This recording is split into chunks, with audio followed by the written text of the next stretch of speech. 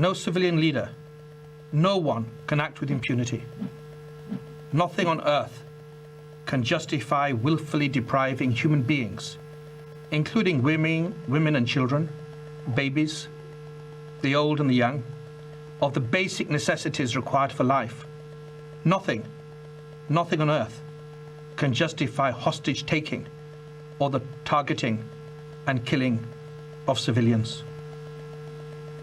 The independent judges of this International Criminal Court are the sole arbiters as to whether the necessary standard for the issuance of warrants of arrest have been met.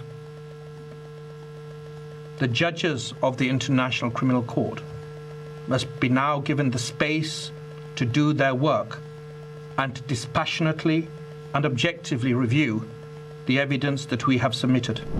It is critical in this moment that my office and all parts of the court continue to conduct our work with full independence and impartiality.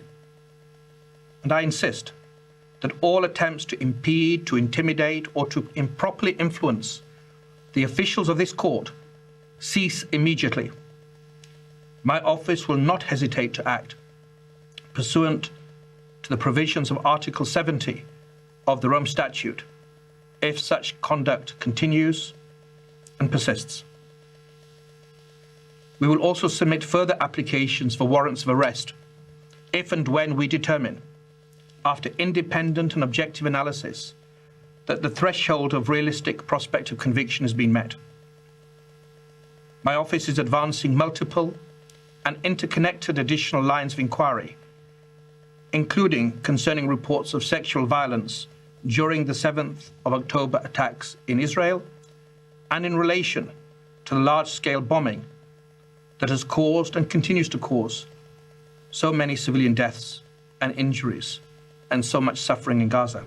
I can also confirm today that I have reasonable grounds to believe, on the basis of evidence collected and examined by my office, that Israeli Prime Minister Benjamin Netanyahu and Minister of Defense Yoav Gallant bear criminal responsibility for the following international crimes committed on the territory of the State of Palestine from at least the 8th of October 2023.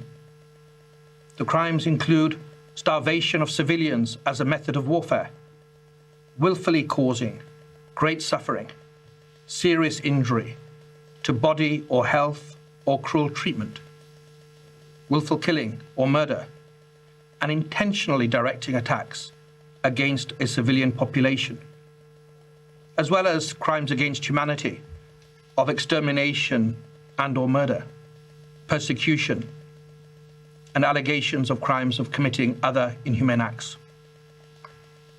It's alleged that these crimes were committed in the context of the ongoing armed conflict and as part of a widespread and systematic attack against the civilian population of Gaza pursuant to a state policy.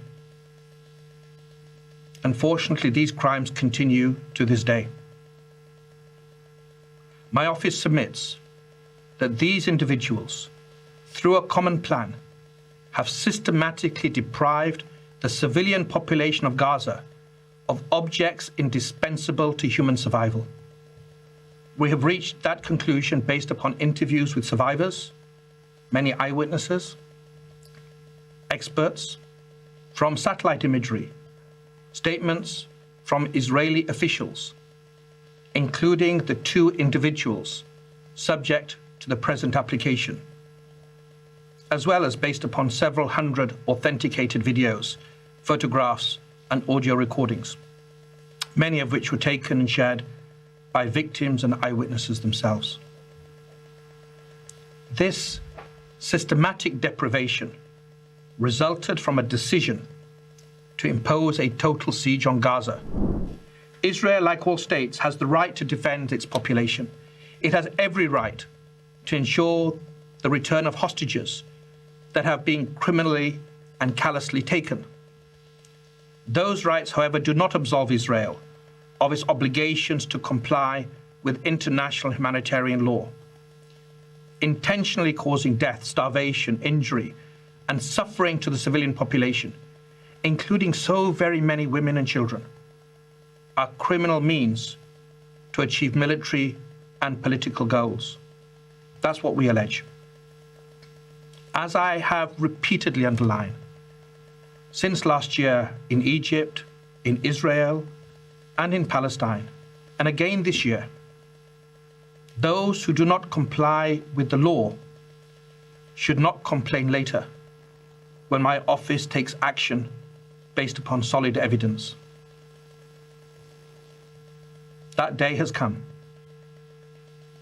Today we underline in the clearest possible fashion that international law and the laws of armed conflict apply to everyone. Should the learned judges approve my applications and issue the requested warrants, I will work closely with the registrar of the court to apprehend the named individuals.